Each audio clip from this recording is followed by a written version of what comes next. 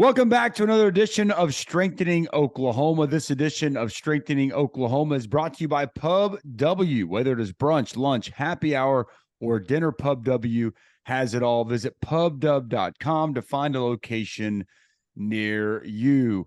We are now at the midweek point as we continue to recap the Baylor loss. Look forward to what we hope is a West Virginia victory. Welcome to the show, defensive tackle, Mr. Jalen Redmond. Good afternoon, Jalen. How you doing, man? Hey, how y'all doing, man? I'm doing good. Doing good. We're doing well. Don't know why I said good afternoon, considering it is Yeah. the morning, but hey, whatever. Morning, afternoon, it doesn't matter. It It's a all runs pleasure. together. It's a Yep. pleasure to have you. The Baylor game, man, tough loss, 38-35. Definitely felt like a game you guys could have won. I kind of feel like you should have won. And if you could have gotten a couple of key stops, I think you would have won. Unfortunately, it didn't go that way. They run for 281. As you guys reviewed the tape, what were the things that went wrong for you guys defensively trying to slow down that Baylor rushing attack? Oh man, like you said, we just should have had some stops, man. That's what it comes down to. We missed a lot of big stops, and they had a couple big runs on us. And at the end, that's what it comes down to. And we should have had them stops. You don't get them stops, that happens. And they're good at what they do. They're stretching. They're good at it. So, I mean, we should have had more stops. Now, looking at, and I know that you want to play better as a defense as a whole, right? But looking at your individual performance, couple tackles for loss, had the sack, which was a big play in the game. How'd you feel that you played individually? Individually, I feel like I could have done a lot more. Before the sack, I was real down on myself because I'm like, man, I'm playing bad. I felt like I was just not doing good. And I just didn't feel like I was doing anything productive for the team. And, I was down on myself, man. But after I got the sack, I was like, okay, that's one. Let's see. Let's try to make something else go. And got that. Got a TFL and ended up getting a little injury after that. So, but I felt I should have done a lot better, man. I should have done a lot better. What, as a defense, have you guys been trying to focus on this week to make some improvements to get better as a group? Honestly, man, just making the key plays that we need to, and just keeping everybody engaged. It's easy to kind of like get what Coach Villa said, grow weary of it. And it's easy at this point, especially like for the older guys. A lot of guys ain't used to probably like losing this many games or anything. So it's easy to get out of it and just keep everybody intact. Keep everybody ready to go and on to West V. We talked to Ethan earlier in the week, and he was down too, man. How do you guys push through that? Like, because I know it's frustrating, it's disappointing with the way that you guys have played here, the last 6 weeks or so defensively. Like, how do you keep the energy up and kind of push through all of that and, remain realistic but positive? Man, that's when that leadership come in from everybody. That's when that plays a part in it. And yeah, I know he was down. A lot of people was down. I mean, after that game in the locker room, it wasn't like a good feeling, man. Y'all know about that feeling, losing that, and yeah, man, just holding each other, up, pulling each other up. I mean, and yeah, that's how we got to keep it going. Now, you had a knee brace on, which knee braces stink to wear in games. I've been there, done that. But are you feeling okay? You good? Are you going to be good to go for West Virginia this week? Yes, that's the plan right now. That I'll be good for that. I'm not 100% sure, so I don't want to get into too much of that. But as of right now, yes, I will be good. Well, Good. I hope so, because you were named a captain for the game, man. Now, I know the defense and playing the way you wanted to. We all know that, right? But looking on the positive side of things, like how's it feel to be named a captain? Right, it's been a couple times for you this year. Like how's that? What's that mean to you? Oh man, it means everything. It's only the first time. This is the first Oh, time this first time? first time. Yeah, I know. But man, it's good. You know, it's always good to be a captain, especially here at Oklahoma. We had some great captains in the past, and you know, it's always been like a big thing to me since I got here. To always wanted to be one. Got this chance, and I'm ready to do it, man. Ready to That's be in awesome. the middle of the little square. That's awesome, man. And congratulations on that. I know you won't, and nobody should take that lightly. Offensive line wise, West Virginia's had success running the football. I would have to imagine watching you guys and the struggles you've had stopping the run, that's going to be the plan. What have you seen from their offensive line? And I would say most notably the interior of their offensive line, that center they have, he's a pretty good player. Yeah, he is. They work good together. You know, we see that, and we know how they,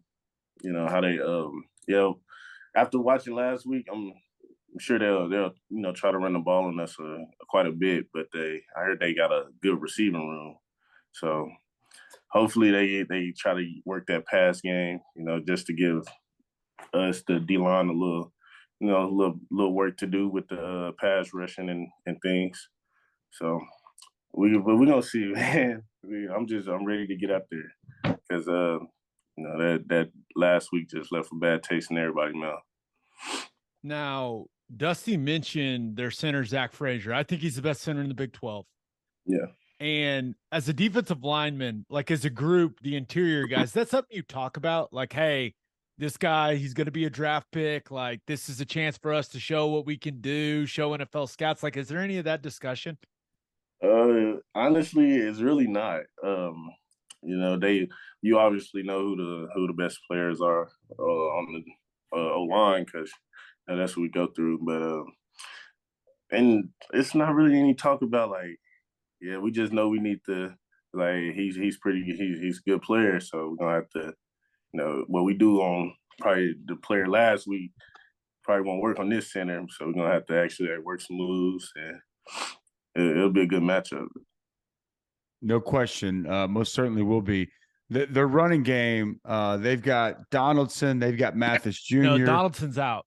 He's not playing this game. He's out for the year. Oh, he's done for the season. Okay, well, so they got Mathis. They've got some other running backs. It's definitely not one person that they lean on. What do you see from that running game in this particular matchup? Oh man,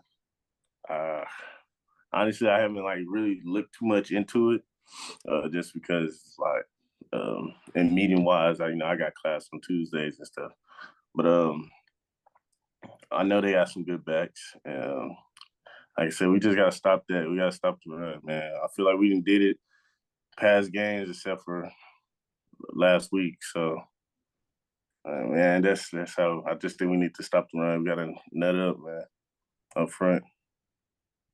I hear you, man. I hear it now. They do have, you mentioned the wide receiver core, like Bryce Ford Wheaton. I think he's one of the best wide receivers in the conference. Prather, big athletic dude, but that passing game all depends on JT Daniels, right? Yeah. And how important, you mentioned, getting a little pass rush, like how important will it be for you guys to make him uncomfortable? Oh, it's very important. They got the receiving room is good. It's always been. And I think we cage him in, put him on a little pressure. It should be good for us. Well, yeah, I mean, no doubt. Pressure on him would be a major factor, big key. What, you've been to Morgantown before, I believe. You've been to Morgantown before? I actually haven't. I've never played in Morgantown. What's your thoughts, your expectations from there? Just from what everybody's been saying, everybody said it's hard to win up there, and the environment it's a hard place to win. So I'm ready. I'm ready to see it because I've never seen it. 18, I think when we played up there, I was out for that year, and then 19 we played them here. In 2020, I didn't play, but that game got canceled. So No, 21. We played them here. So I'm excited. I'm ready to see how it is up there. I won't lie. When that game got canceled in 2020, I was not horribly upset. I was like, oh, we don't have to go to Morgantown. Dang it. But man, those people are different now. The fans they're are different now, but it's weird because they're struggling, right? They're in sole possession of last in the Big 12. So have you guys discussed, having to make your own energy at all? Because that crowd, it could be light. You know what I'm saying? No, we haven't. Everybody's just been saying how hard it is to play up there. So if the crowd is light, it might be a little advantage to us. So yeah, but they haven't been brought up. What about just finishing the season strong? Like, how big of a point of emphasis is that you guys close this season out the right way? That's been a big point. That goes back to what I was saying with everybody, people growing weary of the end because, what are we, 4-4 or something like that? And we just want to finish strong. And BV, he's been making a big emphasis on that. I think he talked about it every practice when we bring it up. So that's just what everybody, that's the mindset everybody having. Like, no matter now, we want to finish now. Finish these last games. Yeah, no doubt. 5-4, chance to win 8 in a bowl game, could be 9. I mean, as tough as it's been, if you can somehow find a way to get to 9 wins, that would be very, very important. All right, let's get some fan questions. Fan questions brought to you by Love's Travel Stops. Visit loves.com for more information on the nation's leading travel stop network that's headquartered right here in the great state of Oklahoma. Cody Allen asks, can you go in depth of the coaching you get from BV and the intensity that he brings? Well, BV's a great coach, man, and the intensity, you might not like it at sometimes, and he might get on you and stuff, and just get on the whole group. And sometimes, the intensity is crazy, but other than that, he's a great coach. He knows he knows what he's talking about. So when he's getting on you or whatever, you just like saying, yes sir, because it's coming from a good place at the end of the day. Yeah, and you may think he's focused on the linebackers because that's his thing, but he sees everything, huh? Man, oh my goodness, he sees it all. Especially in practice there, go against the scouts and things. He see everything. He see it all. Yeah, he's one of the best to ever do it, man. Okay, this last one comes from Laura H. This is a good question. She asks, how difficult has it been to handle all of your obligations on and off the field while being a dad? Oh, dang, that is a great question. Oh man, it's not that bad actually. I think about it. My son's mother she's great. She's a great mother, and so she takes a lot of it off me because she knows what I go through the week and things like that. So she tried to take a lot of it off me. So she really looks out for me with that, and I do my part, but she takes a lot of it off me. No question, man. Moms are as good as it gets, but it's great that you're still able to have a role in that regard, especially with so much going on around football and everything that comes with that, man. Well, best of luck this week. Congrats again on the captaincy. Hopefully you're able to be healthy. You guys are able to go out there and play well, and you're able to come back to Norman with a win from Morgantown. Big thanks to Jalen for joining us here today. And now it's time for me and my man Gabe to break it down. The breakdown brought to you by the Oklahoma Proton Center. It's one of the top cancer centers in the region using state-of-the-art proton therapy. Oklahoma Proton Center, more than a cure, quality of life. Appreciate Jalen for joining us. Hopefully throughout the course of the week, they can watch a little bit more film, get a little bit more prepared for this matchup. It is still early on in the week before they head to Morgantown. I'm just going to be honest, man. D-line's got to play better. Playing soft, playing high, getting pushed around. They're not as disruptive as you'd like to see. They're not playing very well. Played pretty well against Iowa State, but what happened against Baylor, I saw an offensive line that was more physical, that looked to be a little bit more athletic. They got way too much movement and was creating creases along the front. And if you think Neil Brown, and I know that I did not realize Donaldson was out for the year. I know he's been banged up and dealing with injuries all year. So they rule him out before last week. He's done. Yeah, Okay, they basically said done out for the season. And he had that scary injury a few weeks back, but yeah, it's something. I think it's something different. But yeah, he's not playing. Well, regardless, that offensive line, I've seen them have success against a lot of people. They had success against Baylor. They had success. I watched them against Pitt, week 1 of the season. Like, they're going to watch that tape and they're going to say, we're going to line up and we're going to move these guys off the football and we're going to run it. And then we're going to play action pass and we're going to take some shots down the field. And hey, if we need to sit back and do drop back, we're going to do that too. Because the reality is this defensive front has not played very well throughout the course of the season. They did early. They played really well early. They were disruptive. They created negative plays. And though I thought it was pretty telling of Jalen, his honesty. Like, though you look at his stat sheet, he's got 2 tackles for loss and a sack. The reality was a bulk of that game, even he didn't play that well. And sometimes stats can be deceiving. They've got to find a way up front. Coach Bates, Coach Chavis, got to find a way to get more out of those guys up front. The linebackers, that's another issue. But I want to start at the front.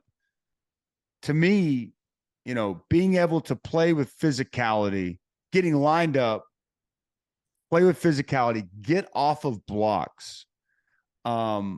It's paramount. Like, it's the basic fundamental of a defense, especially trying to stop the run. And Oklahoma's got to be better in Morgantown this week in that regard. There's no doubt. And I can't imagine that Graham Harrell and Neil Brown didn't watch that Baylor tape and go, all right, let's do that. Let's run some zone. Let's run some of the pin pull stuff, get out on the edges, make these guys, play as these gaps move horizontally at a high speed. Let's make them sort it all out and play some football at a high level. Right. And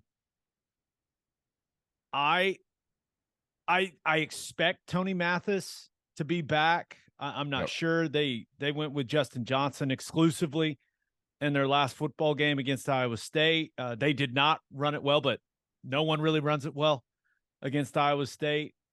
And I'm just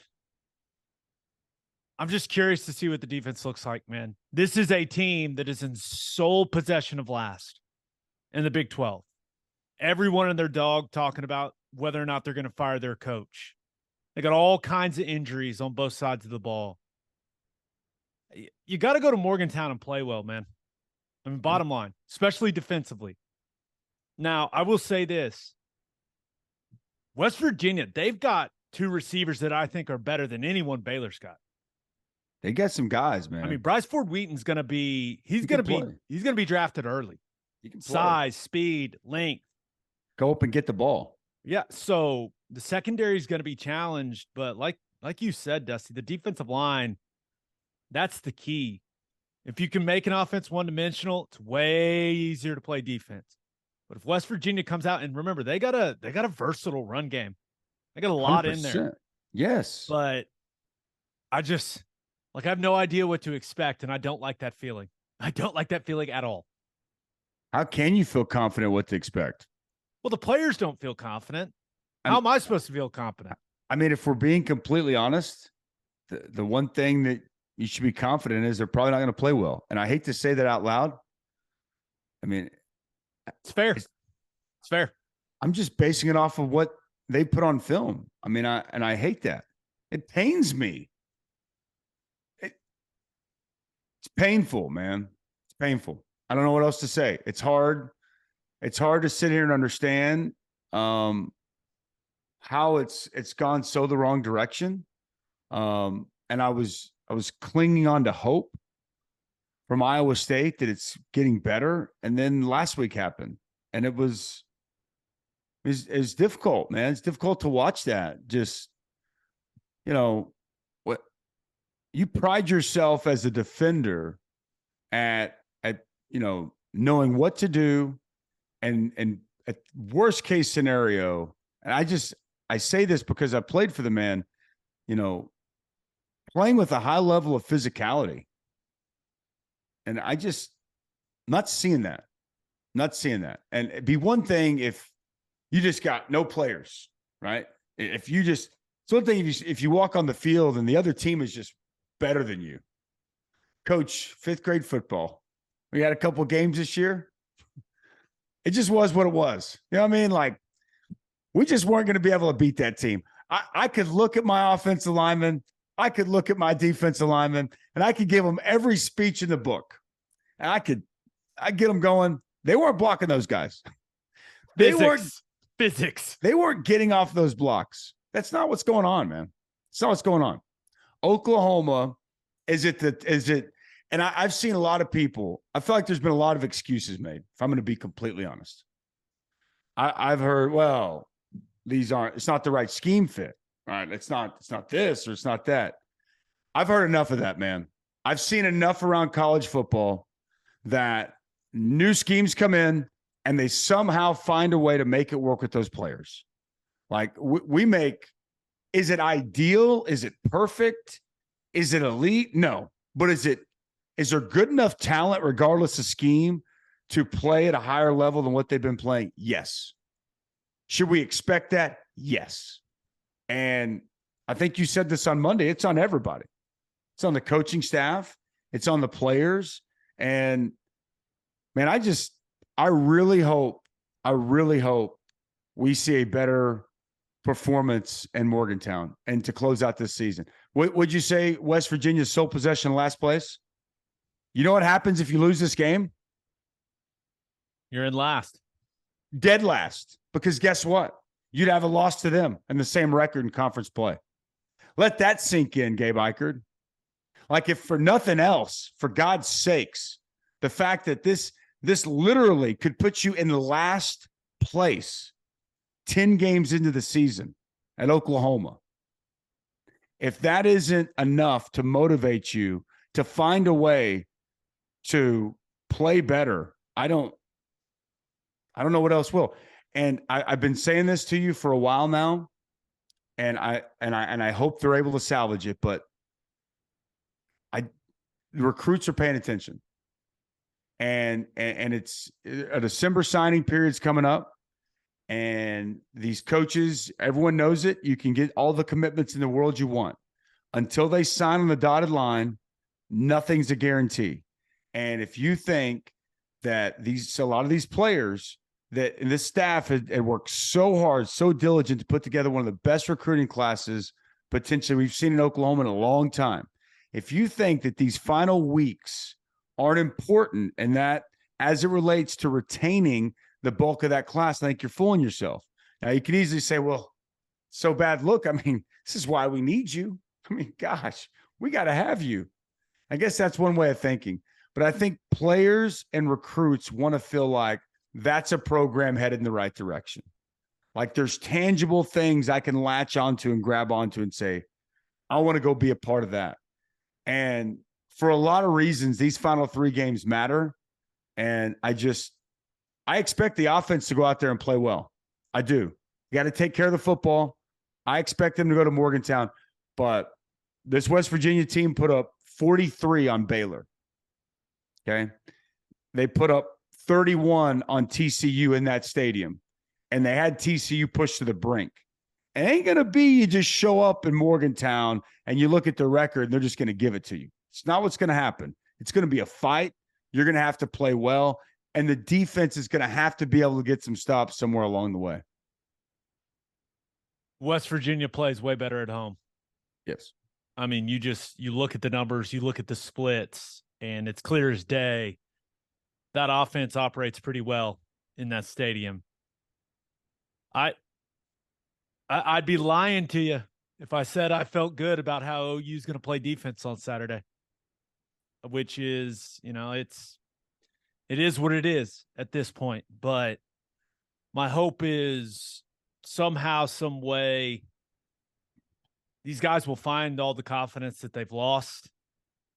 Somehow, some way, they'll play with some more violence, man. And if they don't, West Virginia's going to move the ball up and down the field. They got a good offensive system. Yep. And their offensive line is not bad. Not bad. So we'll see, right? I mean, play for the guy to your left and play for the guy to your right, man. Who cares what anyone else says? But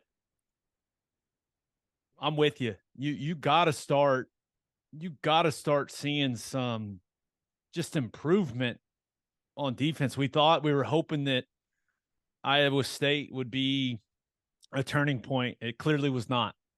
So another tough test. And even though West Virginia is in sole possession of last, it's not a horrible football team. Nope. I mean, it's not like the Kansas football teams we've seen, for the last 10 years or anything like that. That's not what they got. They got several guys that are going to be draft picks. Mm-hmm. So we'll see. We'll see, man. I don't know. We'll find out.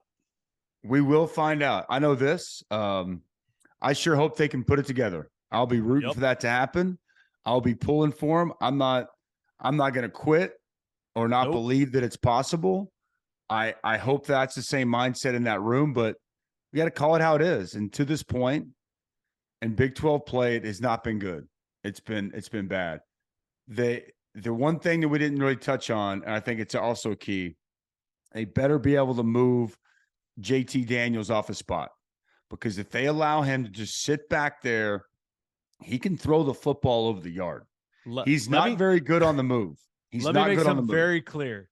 He's got a pro arm when he has time. JT Daniels, because, as we watch tape preparing for the opponent each week, watched a lot of West Virginia against Baylor last week. Mm-hmm. JT Daniels had a few of the best throws I've seen from anyone all season. The guy, if he's comfortable, he can sling it, man. And he's not scared to put it in tight windows. Like, he can sling it. They don't get pressure on him. If they don't stop the run and get pressure on him, Bryce Ford Wheaton, Prather, Reese, the little slot, they're gonna make plays. They're talented. They have players, and they've got guys that have been there for a while, and have been making plays. And it's imperative that the defense plays better, and they're able. In particular, the defensive line, like, they've got to find a way to play better. Sam James, another guy who's been there forever, can fly, and he's a guy that can absolutely make explosive plays when he gets the ball in his hands. We'll see, man. Again, I will be hoping that they can get it turned around, but you got to go out there and you got to prove it.